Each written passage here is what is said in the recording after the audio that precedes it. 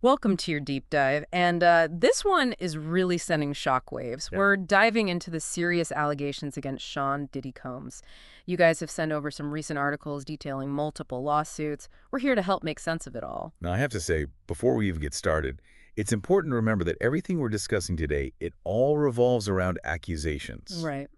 Combs has denied any wrongdoing. Absolutely. Vital to keep that in mind. Okay, so one of the newest lawsuits, and this is a tough one, accuses Combs of assaulting a minor, Yeah.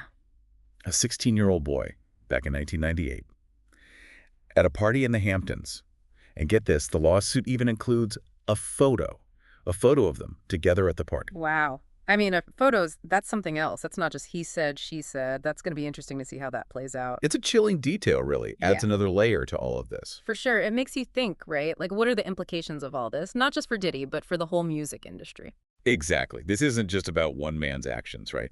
This could set a precedent for how these kinds of allegations, historical allegations, are handled in the future. Exactly. We might see a wave of similar cases. And that brings us to another piece of this lawyer, Tony Busby. He seems to be, like, making it his mission to take on these high-profile cases, especially in the entertainment industry. It's interesting, right? Busby, I mean, he's known for, well, he's not afraid of a fight. Remember those women who sued Deshaun Watson? Oh, yeah. That was huge. Yeah. So it's not his first rodeo, that's for sure. Definitely not. Seems like he's become the go-to lawyer for these types of cases. Interesting. Could be a sign of the times, people feeling more empowered to come forward. Yeah. And that ties into another major development here. Many of these lawsuits, the one with the 16-year-old included, they're being brought under a relatively new law. This law allows for older claims, we're talking decades old in some cases, to be heard in court. Wow. That's big. It speaks to something bigger, don't you think? Society kind of grappling with these power dynamics, especially in places like the entertainment industry. It's like we're seeing the ripple effect of the Me Too movement. It makes you think, how far will this go? Right. $1 million question. Okay, so on top of that accusation with the 16-year-old, there are several other lawsuits painting well, a troubling picture. Each one adds another piece to the puzzle, right? One lawsuit claims that Combs raped a 19-year-old college student in a hotel room back in 2004. They'd met at a photo shoot. He invited her and a friend to a private party at his hotel. And that's where, according to the lawsuit, the assault happened. Yeah. She claims that she repeatedly told him to stop, but he continued to. These are really serious accusations. And for context, these civil lawsuits, they're completely separate from the criminal charges Combs is already facing. That's right. We're talking multiple legal battles. So we've got those to unpack too, those earlier criminal charges. But first, let's stick with these new lawsuits for a bit. What could they mean for Diddy? What could they mean for the music industry? And it's important to understand, like, these parties, these weren't just like your average parties, They were legendary, Yeah. The biggest names in music, entertainment. The lawsuit even describes them as these extravagant, like, over-the-top things, like Yeah. lavish estates in the Hamptons, celebrities, music icons, the whole 9 yards. It's almost like this weird contrast, It's like behind the glitz and glam, there's this whole other fear thing maybe going on. And that seems to be a recurring thing in these lawsuits, right? This difference between Diddy's public persona and these alleged private actions. Exactly. It makes you question the whole image, right? Yeah. The celebrity, the power, all of it. Definitely makes you think twice. Okay, so another detail from these lawsuits that really stood out was the accusation that Combs would pressure these young women into having sex with him and his entourage, sometimes even resorting to threats, Yeah, that's a whole other level of disturbing. Points to a pattern, potentially, right? This abuse of power. We've seen it before. Weinstein, R. Kelly. It's sadly not a new story in the industry. It's true, and it's really disheartening, It makes you wonder, will things ever really change? That's the hope, right? But it takes time, and it takes a lot of things to change a whole system. Right. Okay, so let's get back to those criminal charges we mentioned earlier. Those are separate from these civil lawsuits, which is, it just adds another layer to everything. Absolutely. Different ballgame, civil versus criminal.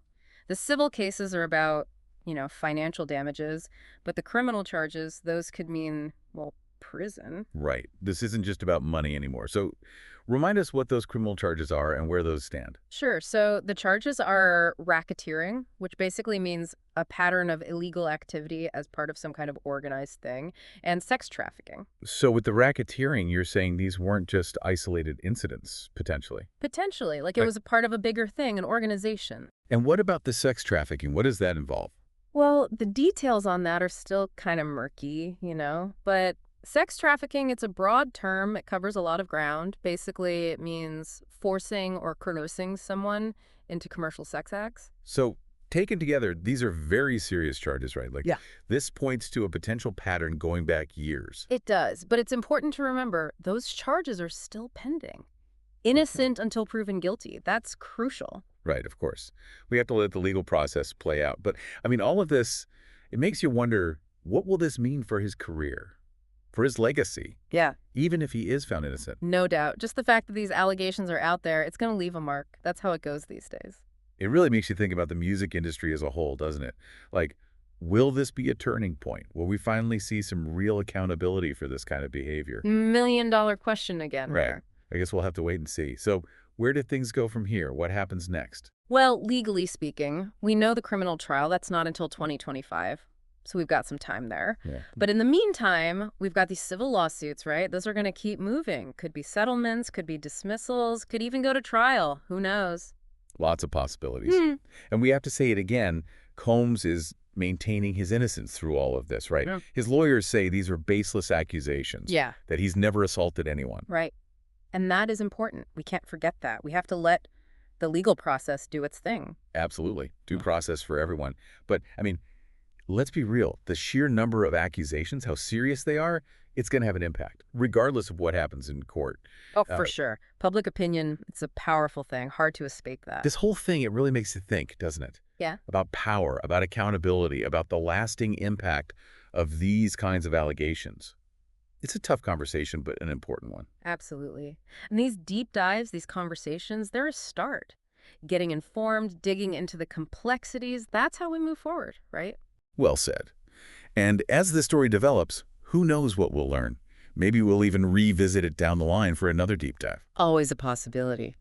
But for now, thanks for joining us for this one. It's been, well, been a lot to unpack. It has. Thanks for having me.